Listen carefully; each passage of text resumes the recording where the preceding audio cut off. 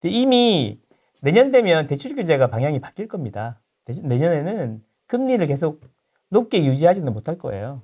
초만 돼도 바로 바뀔 것 같은데. 그냥 한도를 줄이는 방향으로 갈 거야. 실수요자들, 이동해야 되는 수요는 당연히 존재하거든. 아이가 커서 학군 때문에, 직장 때문에 이동해야 되는 수요는 당연히 있잖아요. 그 이동해야 되는 수요를 만족해 주려면 사람들은 자기가 생각하기에 좋은 곳으로 가고 싶어 하죠. 자기가 생각하기에 지금 사는 데보다 좋은 곳은 비싸니까 돈이 추가로 필요하죠. 그동안 모아놨던 게 아니면 대출을 받아서 가야 되는데 그런 사람들까지 막으면 이제 원성이 심해지겠죠. 그렇죠. 그래서 금리보다는 한도를 축소하는 방향으로 갈 거라고. 그럼 무슨 일이 벌어지겠어요? 대출 10억 받아서 가려고 그랬는데 대출 5억밖에 안 나오니까 5억 받아서 갈 수 있는 데로 가겠죠. 그래서 상승이 퍼지겠죠. 상승이 퍼지겠죠. 그래서 그 변화가 8월, 9월부터 이제 대출 규제를 하기 시작했잖아요. 벌써 일어나고 있어요. 그 짱표. 자, 강남하고 강북하고 지금 강남이 많이 올랐고 신고가고 이런 얘기 많이 하잖아요. 그럼 서초동 맨날 뭐 반포 이렇게 나오잖아요. 네. 근데 우리는 그래서 강남이 많이 올랐다고 생각하는데 2024년에 제일 많이 오른 곳은 강북입니다. 성동구입니다. 성동구. 강남은 신고가만 맨날 나오니까 강남은 되게 비싼가 보다 하는데 실제로 그 한국감정원 기준으로 보면은 성동구가 제일 많이 올랐어요. 2024년에 히어로는 성동이다. 그런 거죠. 그러니까 이게 올랐다 내렸다도 기준이 없이 다 이야기해. 그 기준을 얘기해줘. 한국감정원 기준이라든지 실거래지수 기준이라든지 이런 걸 이야기해줘야 되는 거 아니에요? 그러니까 객관적으로 바뀌려면 감정적으로는 강남이 많이 오른 것 같지만 강남도 많이 올랐지만 평균적으로는 성동구가 많이 올랐어요. 자, 그래서 무슨 얘기를 하고 싶으냐. 한도를 줄이면 대출을 안 해주면 네. 5억 받아서 갈 거를 2, 3억 받아서 가기 때문에 더 어떻게 해요? 급지를 낮추거나 신축을 갈 걸 구축을 가거나 이렇게 하겠죠. 지금은 신축은 양보를 못 해. 그러니까 이제 급지를 낮추는 것 같아. 그래서 그걸 보면 이게 뭐냐면 제일 밖에 있는 파란색은 뭐냐면 8월이고 9월, 10월 이렇게 되는 거예요. 오렌지가 10월이에요. 네. 이걸 뭘 의미하냐면은 거래량을 비교하는 게 아니라 이 구가 서울 25개 구 중에 그 전체 거래량에서 차지하는 비율을 되는 거예요. 그러니까 거래량이 줄었는데 뭐 그 송파구 거래량이 줄었다 이렇게 이야기하면은 선동인 거야. 전체적인 서울 거래량 대비해서 비중이 얼마나 되느냐 이걸 봐야지 우리가 흐름을 알 수 있는 거잖아요. 그렇죠? 뭐 노원구의 아파트 거래가 늘었다 그러는데 노원구는 우리나라에서 아파트가 제일 많은 구야. 그 당연히 노원구는 아파트 거래량이 늘었으니까 송파구나 노원 거래량 늘었다고 이야기할 때는 송파나 노원을 이야기하면 되는 거지. 그죠? 그래서 이제 뭐냐면 비중이니까 여기 보면 강남구 같은 경우에는 이 남색이 9월인데 10월 비중이 확 줄었죠. 눈에 띄게 줄었습니다. 그렇죠? 그런 거죠. 그러면 여기 노원구 같은 경우에는 계속 늘고 있죠. 꾸준히 늘고 있잖아요. 그러네요. 여기는 가구 수가 많기 때문에 드라마틱한 변화는 없어요. 흐름이 되게 중요해요. 자, 그러면 이제 표시해보자. 어느 구가 줄었고 비중이 어느 구가 늘었냐. 보면 이거 표시해보면 다 해놨어. 이게 비중이 줄은 곳이에요. 강남구, 강동구, 그 다음에 광진구, 그다음 서초구가 드라마틱하게 줄었고, 그 다음에 성동구 줄었죠. 자, 그 다음에 송파구 줄었죠. 그 다음에 영산구 줄었어요. 상반기에 인기 많은 지역들. 그래, 내 말이 인기 있는 지역 A급지들이 거래 비중이 줄고 있다는 거죠. 그런데 얘네들이 떨어지고 있어요. 떨어지지 않는 이야기는 주인들은 급할 게 없고 팔지도 않는다는 거죠. 그러네요. 그러면 오른 데 있을 거 아니에요. 오른 데는 이제 파란색. 반대로. 내가 왜 이렇게 열심히 하는 거지? 부인남 보고 있나? 이 정도야. 예. 가다마이 준비됐습니다. 그래서 이 파란색은 뭐냐면 이제 비중이 늘은 거죠. 이거 뭐 강북구 보면 훅 올라갔죠. 네, 확 올라갔습니다. 북한산 SK 아파트. 요즘 말 많잖아. 제일 많이 거래되는 데는 헬리오가 아니다. 이러면서 북한산 SK 산 꼭대기, 삼각산 꼭대기에 있는 거죠. 자, 그럼 여기 관악구도 늘었죠. 네. 그죠? 그럼 여기 보면은 자, 보면 늘은 데는 보면 도봉구 뭐 이런데 B급지나 C급지가 비중이 많이 늘었잖아요. 벌써 이렇게 비중에서 보면은 고가 아파트보다는 저가 아파트 시장으로 확실히 비중이 늘었다는 거예요. 옮겨갔어. 8월부터 대출 규제하니까 분위기가 시작됐어.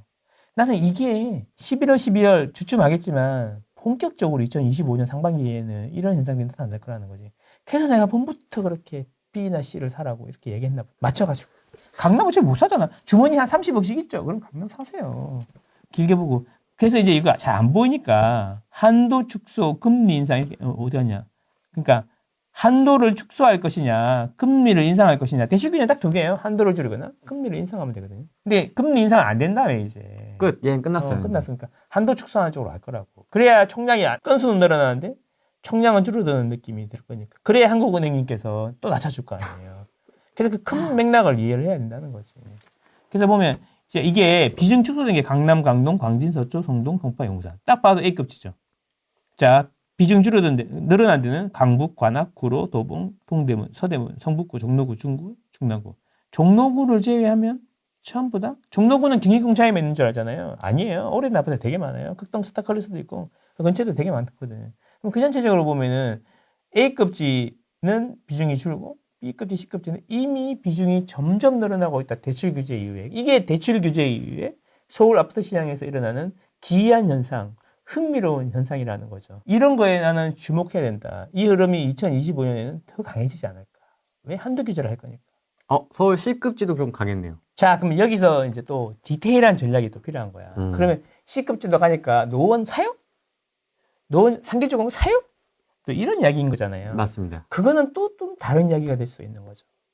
그래서 디테일이 좀 필요한데, 그러면 제가 그 올해 초에 나 계속 목에 피가 나도록 이야기한 게 있잖아요. A, B, C 이론이라는 게 있잖아요.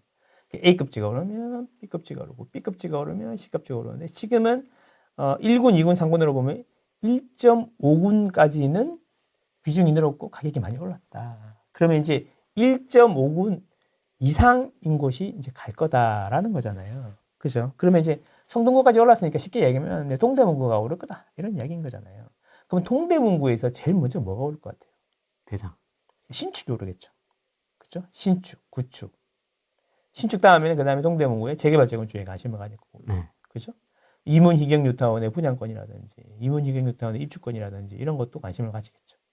그치? 그러면 동대문구가 올랐어? 그러면 이제 노원구가 그 다음으로 가겠죠. 내년 상반기나 뭐 여름 되면 후끈하면서 이제 가겠죠. 그럼 그때 제일 먼저 불이 들어올 게 어디냐 이런 이야기. 노원구로 하는데 노원구에서 아무거나 사요? 상계조금 사요? 그러면 그게 아니라 노원구에서 안에서도 또 A, B, C가 있겠죠. 그래서 이 무한히 반복되는 거야. 그런 걸 고려하면 적은 돈으로 미리 사는다든가 전략적으로 사는다 그러면 나 돈이 없는데 뭐 어떡하라고.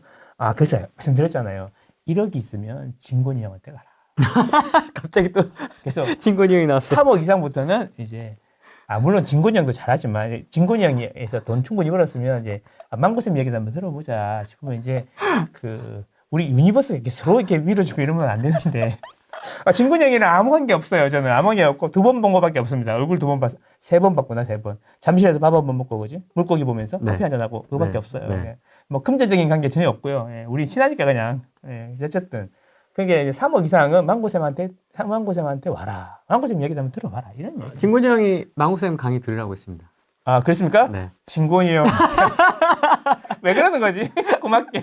어쨌든 이런 변화가 되게 중요하다. 이런 변화를 알고 그다음에 디테일한 전략을 짜면 된다. 이런 이야기죠. 그게 이제 결국 돈 많아서 실거주 좋은 데 할 수 있으신 분들은 그냥 장기적으로 좋은 데 가서 사시면 되는데 사실 대부분 관심 있는 거는 이제 시작하시는 분들이잖아요. 돈 없고 뭐 진짜 연끌연끌해서 2, 3억 있는데 이걸로 집 사기는 그렇고 뭐라도 하나 사놔야 되는 거 아닙니까? 2, 3억 있는데 진짜 연끌하고 뭐 받고 해갖고 그걸 대출받아서 6억짜리를 사느냐 아니면 2, 3억을 가지고 7, 8억짜리를 갭 투자를 해놓느냐 그 뭐 결론적으로 어디가 많이 오르겠습니까? 그렇죠? 당장 내가 실거주 안 하고 월세 살 수 있다고 있고 애기도 없고 근데 돈은 빨리 불리고 싶고 하면은 뭐 전월세 월세 살면서 그런 데다가 사놓는 것도 괜찮잖아요. 그게 투기인가요? 그지? 스스로 자기의 자산을 불리려고 이렇게 노력하고 있는 서민들 아닙니까? 자본주의 사회에서. 그래요, 자본주의 사회에서. 자연스러운 거죠. 자기 스스로가 자기 잘 되자고 하는 게 자본주의인데, 그죠? 뭐, 그 사람이 2개, 3개 샀어? 아니잖아. 3개, 4개 사고 다주택자 아니잖아. 그러니까, 그런 분들은 전략을 잘 생각해 봐야 된다. 이런 거죠.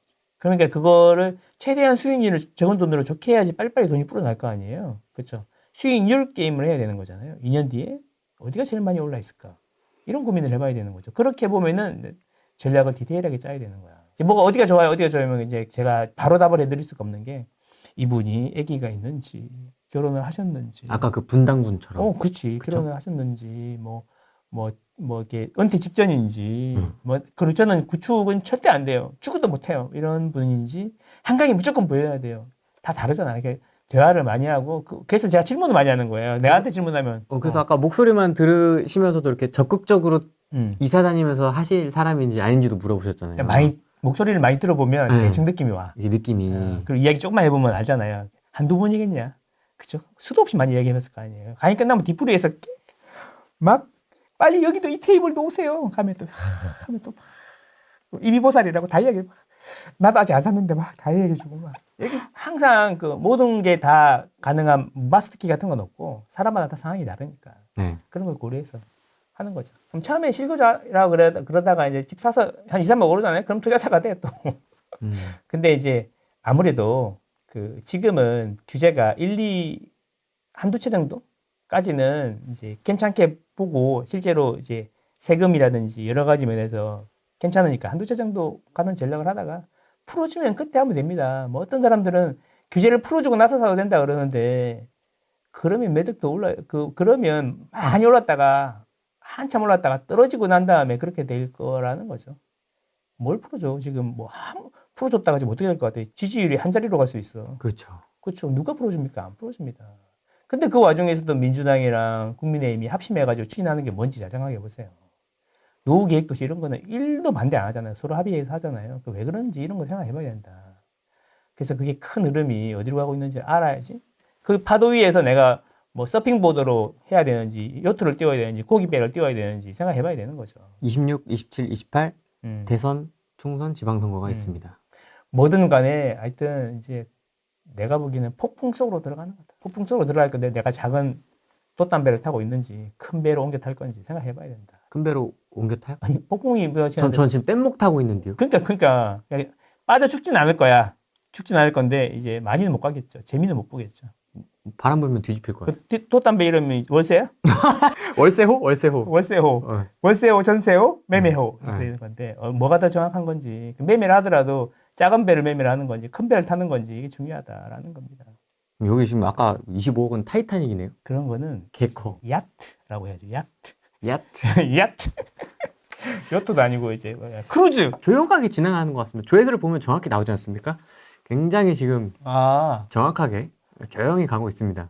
9월 달은 2,950건에서 끝났고 10월 달은 9월 달보다는 거래량이 좀 많은 게 조금 올라갔다고는 하는데 느낌이 한 3천 후반에서 4천 그 정도로 끝날 것 같은데 그 10월 달도 이제 초반이잖아요. 초반은 거래량이 좀 적었고 후반부터 거래량이 좀 많이 늘었어요. 그래서 이게 지난 5월에 좀 스타트해가 좀 많이 올랐잖아. 5월 거래량을 지금 열심히 따라가고 있는 중이다. 다음에 올 때 그것도 한번 설명드릴게요. 10월 다 쉽게 끝날 거 아니에요, 어차피. 네. 그러면 그때 그것도 이야기하면 좋겠네. 그죠? 네.